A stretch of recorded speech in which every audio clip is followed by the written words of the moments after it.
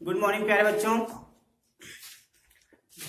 जैसा कि आपसे मैंने वादा किया था कि मंडे को मैं एक नया टॉपिक नरेशन लेकर आऊंगा और इसको आगे बढ़ाऊंगा। आप सबके लिए 9 से लेकर 12 के लिए बहुत जरूरी है और एग्जाम में भी आता है, पूछा जाता है। तो इसीलिए मैं आप सबके सामने आज लेकर आया हूं नरेशन।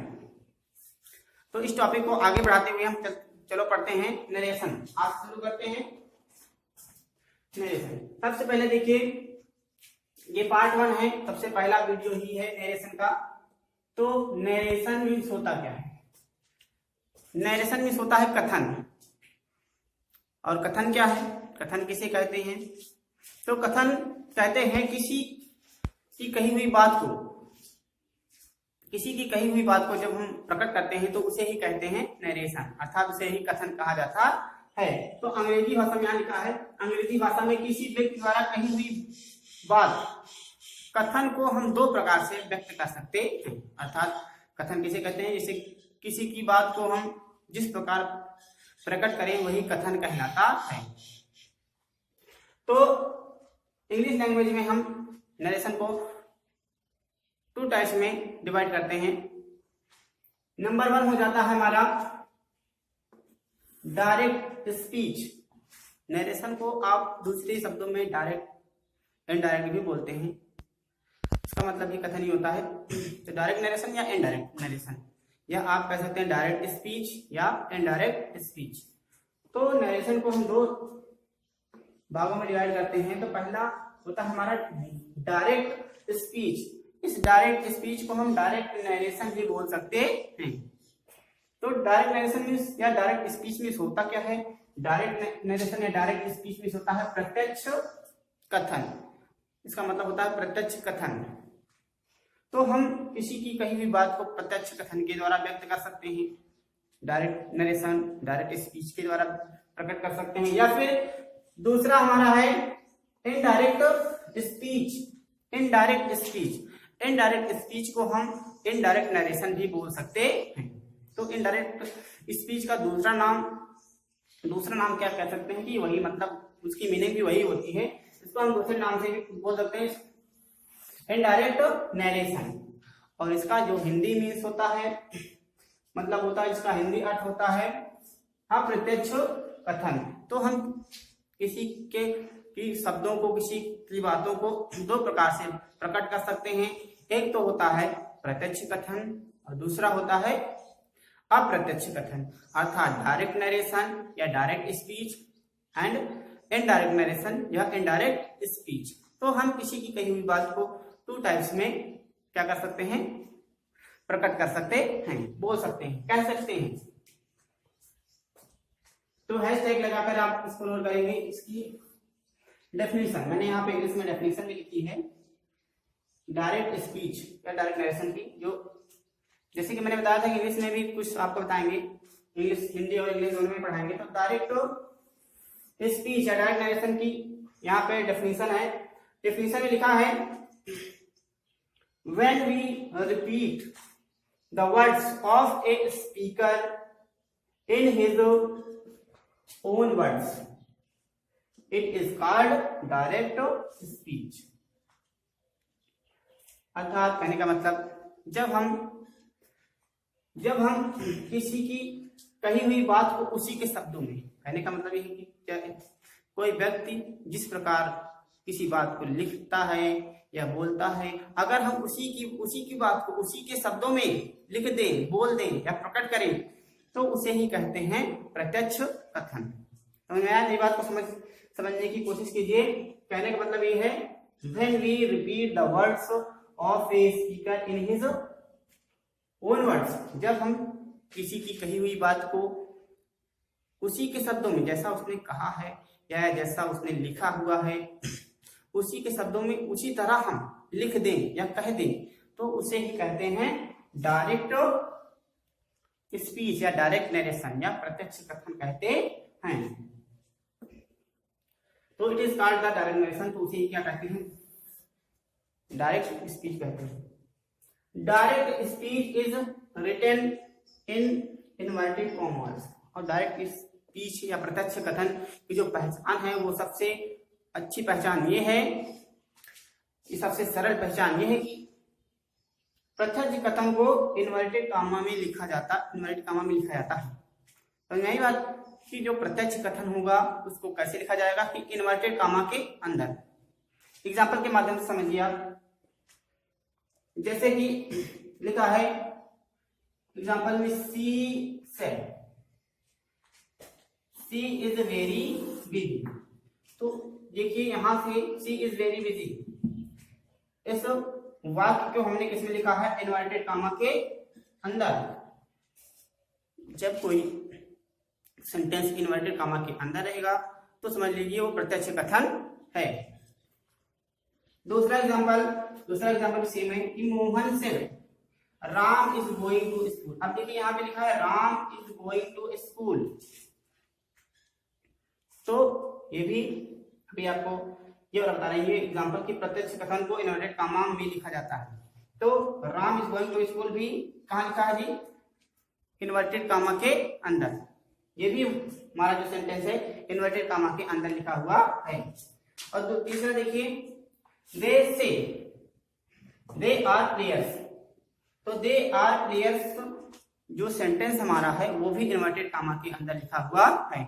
और देखिए इस बात को कि जब हम किसी की बात की कही हुई बात को उसी शब्दों में लिखते हैं, इसे क्या कहते हैं, डायरेक्ट नरेशन। जैसे यहाँ पे लिखा है सी सेड, उसने कहा, सी इज वेरी बिजी, वह बहुत व्यस्त है। तो यहाँ पे देखिए जैसा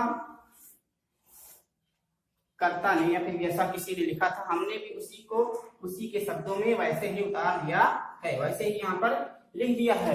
तो इसी को क्या कहते हैं, डायरेक्ट नरेशन या डायरेक्ट स्पीच।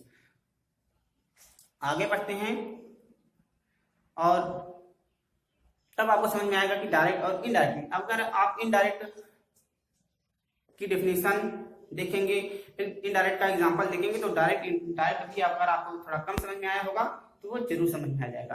पहले हम बढ़ते हैं आगे और देखते हैं इनडायरेक्ट स्पीच। इनडायरेक्ट स्पीच क्या होता है उसकी डेफिनेशन लिखते हैं याद, और उसको देखते हैं, उसके एग्जांपल भी लिखते हैं।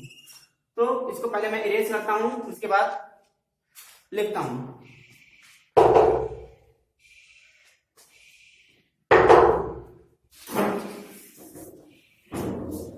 पहले इसको इरेज कर देते हैं, उसके बाद चलिए आगे बढ़ते हैं। तो सेकंड डेफिनेशन लिखते हैं इनडायरेक्ट स्पीच। इनडायरेक्ट स्पीच को इनडायरेक्ट नरेशन भी कहते हैं, जैसा कि आपको बताए हम। तो इसकी पहले डेफिनेशन देखते हैं। डेफिनेशन क्या है इसकी, when we write on speak the speech of someone not in his own words but in our words it is called indirect speech। अर्थात कहने का मतलब जब हम किसी की कही हुई बात को उसके शब्दों में ना लिखकर या बोलकर अपने शब्दों में लिखते हैं या बोलते हैं तो उसको कहते हैं अप्रत्यक्ष कथन, अर्थात इनडायरेक्ट स्पीच या इनडायरेक्ट नरेशन। ध्यान से देखिए फिर से कि जब हम किसी की बात को उसके शब्दों में ना लिखकर, अर्थात जिस तरह उसने लिखा है या बोला है उसको उसके शब्दों में ना लिखकर हम अपने शब्दों में स्वयं के शब्दों में लिखें या बोलें, उसी को कहते हैं इनडायरेक्ट स्पीच। तो एग्जाम्पल के माध्यम से समझते हैं कि इनडायरेक्ट स्पीच होता क्या है, कैसे पहचानेंगे इसको। तो देखिए यहां पे लिखा है the boy says he plays cricket. तो जैसा कि आपको बताया कि ये क्या है, ये है प्रत्यक्ष कथन, क्योंकि ये इन्वर्टेड कामा के अंदर लिखा है। सबसे पहली पहचान ये है। और दूसरी पहचान ये है कि ये कर्ता के ही शब्दों में है, उसी के शब्दों में मैंने उसको उतार दिया है। अब दूसरी उसको इनडायरेक्ट में चेंज कैसे करेंगे हम, the boy says that he plays cricket. यहाँ पर ये दूसरा वाक्य जो हमारा है वो है इनडायरेक्ट स्पीच में, क्योंकि ये कर्ता के शब्दों में ना होकर स्वयं के शब्दों में लिखा गया है। अर्थात जिस तरह यहाँ पे इस कर्ता के शब्दों में ना होकर इसको मैंने स्वयं के शब्दों में लिखा है, तो यहाँ पे क्या है इनडायरेक्ट स्पीच। जैसे देखिए, और इनडायरेक्ट स्पीच की पहचान ये है कि इसमें कॉमा, इन्वर्टेड कॉमा नहीं लगा होता है। कॉमा, इन्वर्टेड कॉमा को हटा दिया जाता है। डायरेक्ट से इनडायरेक्ट बनाते समय कॉमा, इन्वर्टेड कॉमा को क्या कर दिया जाता है, रिमूव कर दिया जाता है, अर्थात हटा दिया जाता है। और कॉमा, इन्वर्टेड कॉमा को हटाने के लिए कंजक्शन दैट का प्रयोग कर देते हैं और लास्ट में फुल स्टॉप। तो इसकी पहचान ये है। दूसरा एग्जांपल उसी के माध्यम से देखते हैं। यहाँ पे लिखा है he said Ramu is eating the food. अब यहाँ पे लिखा है Ramu is eating the food. इस वाक्य को इन्वर्टेड कॉमा के अंदर लिखा गया है, इसलिए ये प्रत्यक्ष कथन है अर्थात डायरेक्ट नरेशन है। और इसी को इनडायरेक्ट में चेंज करेंगे हम, तो क्या लिखेंगे, ही सेड, और यहाँ पे दैट लगाएंगे, कॉमा इन्वर्टेड कॉमा को हटाकर दैट लगाएंगे। और Ramu was eating the food, यहाँ पे टेंस भी चेंज हो गया है थोड़ा, इसको आपको बाद में पता चलेगा, या फिर जो बच्चे पढ़ चुके हैं उनको पता होगा किस तरह यहाँ पे टेंस भी चेंज हो गया, इसके स्थान पे अर्थात वाज आ गया है। इसको 10th 11th 12th वाले बच्चे जानते होंगे, सिर्फ 9th वाले नहीं पता होगा। पर अगर आप आगे की वीडियो देखेंगे तो आपको भी जानकारी हो जाएगी कि किस प्रकार यहाँ पे टेंस भी चेंज हो गया है। तो यहाँ पे दूसरा वाक्य जो लिखा है वो है इनडायरेक्ट नरेशन में या इनडायरेक्ट स्पीच में। और नंबर 3 में बढ़ते हैं। 3rd नंबर लिखा है Suman says they are flying the kites. तो ये वाक्य जो लिखा है they are flying the kites, इसको सुमन के शब्दों में ही लिखा गया है। और इसमें ये भी पहचान है कि ये इन्वर्टेड कॉमा के अंदर है।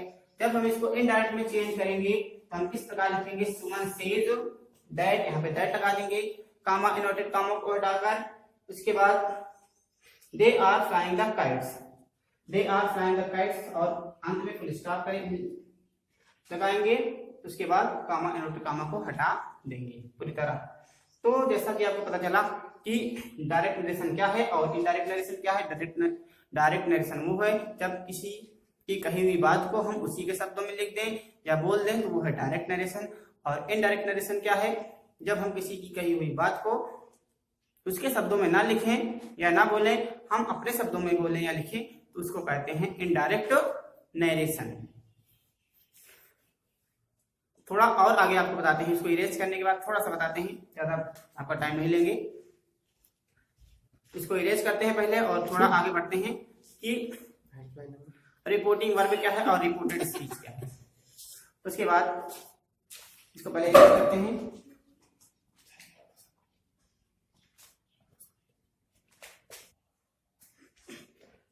चलो बच्चों आगे बढ़ते हैं। तो आगे तो आप जैसा कि आप समझेंगे डायरेक्ट नरेशन क्या होता है, इनडायरेक्ट नरेशन क्या होता है। इसी प्रकार आगे बढ़ते हैं, उसी टॉपिक को आगे बढ़ाते हैं कि अब रिपोर्टिंग वर्ब और रिपोर्टेड स्पीच की पहचान आपको बताते हैं। रिपोर्टेड वर्ब किसे कहते हैं और रिपोर्टेड स्पीच या फिर रिपोर्टेड स्पीच किसे कहते हैं। तो रिपोर्टिंग वर्ब सबसे पहले देखते हैं रिपोर्टिंग वर्ब किसे कहते हैं। देखिए इसकी the portion written before the inverted comma is called reporting verb, अर्थात जो भाग इन्वर्टेड कॉमा के बाहर लिखा जाता है उसे रिपोर्टिंग वर्ब कहते हैं। जो भाग इन्वर्टेड कॉमा के बाहर लिखा जाए उसे क्या कहेंगे, रिपोर्टिंग वर्ब। एग्जांपल के माध्यम से समझते हैं, जैसे Ram says he is playing. तो देखिए यहाँ पे राम सेज जो लिखा है वो कहाँ लिखा है, इन्वर्टेड कॉमा के बाहर, और ही इज प्लेइंग ये वाला वाक्य हमारा लिखा है इन्वर्टेड कॉमा के अंदर। तो इस वाले भाग को नहीं, इस वाले भाग को जहां मैंने अंडरलाइन किया है, इस वाले भाग को क्या कहेंगे, रिपोर्टिंग वर्ब। इस वाले भाग को कहेंगे रिपोर्टिंग वर्ब। दूसरा एग्जांपल देखिए, यहाँ लिखा है she said Aman is drinks the milk, Aman drinks the milk, यहाँ लिखा अमन ड्रिंक्स द मिल्क। तो अमन ड्रिंक्स द मिल्क जो लिखा हुआ है वो इन्वर्टेड कॉमा के अंदर लिखा हुआ है, पर जहां पे सी सेड जो लिखा है वो इन्वर्टेड कॉमा के बाहर। तो इस वाले भाग को क्या कहेंगे, जो भाग इन्वर्टेड कॉमा के बाहर लिखा रहेगा या इन्वर्टेड कॉमा के पहले लिखा रहेगा उसको क्या कहेंगे, रिपोर्टिंग वर्ब। अब रिपोर्टेड स्पीच समझते हैं कि रिपोर्टेड स्पीच क्या है। डेफिनेशन देखिए, the portion written in inverted comma is called reported speech. अर्थात जो भाग इन्वर्टेड कॉमा में लिखा हुआ हो या इन्वर्टेड कॉमा के अंदर लिखा हुआ हो उसे क्या कहेंगे? Reported speech. उस वाले भाग को कहेंगे रिपोर्टेड स्पीच। जैसे एग्जांपल के माध्यम देखते हैं, Ram says he is playing. तो यहाँ पे जो लिखा ही इज प्लेइंग, जो सब सेंटेंस लिखा हुआ है हमारा, वो कहाँ पे लिखा हुआ है? इन्वर्टेड कॉमा के अंदर। अर्थात जो भाग इन्वर्टेड कॉमा के अंदर लिखा रहेगा उसे रिपोर्टेड स्पीच कहेंगे। दूसरा एग्जांपल भी उसी प्रकार है, she said comma inverted comma. तो इन्वर्टेड कॉमा के अंदर क्या लिखा हुआ है? Aman drinks the milk. Aman drinks the milk. तो ये वाला वाक्य हमारा कहाँ लिखा हुआ है? इन्वर्टेड कॉमा के अंदर। तो इन्वर्टेड कॉमा के अंदर लिखा हुआ, इसलिए इसको क्या कहेंगे हम? Reported speech. तो इतनी बात समझ में आई आप सबको? थोड़ा 1 2 5 एग्जांपल दे देते हैं, आप घर पे इसको सॉल्व कीजिएगा।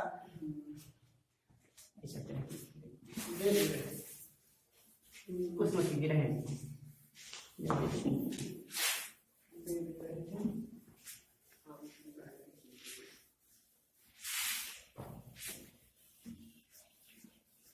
तो 5 एग्जांपल आपको दिया जा रहा है, उसको घर पे आप सॉल्व कीजिए। उसके बाद कमेंट कीजिए, लाइक कीजिए उसको।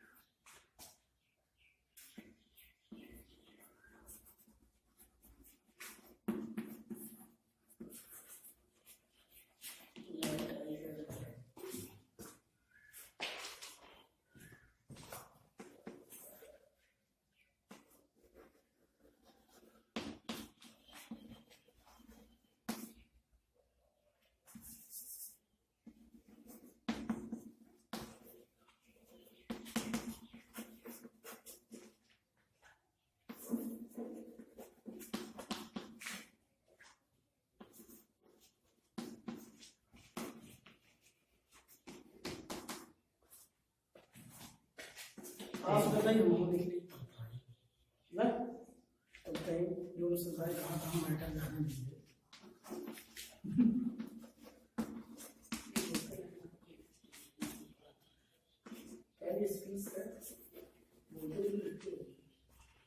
नंबर 5 है, ये 5वां है।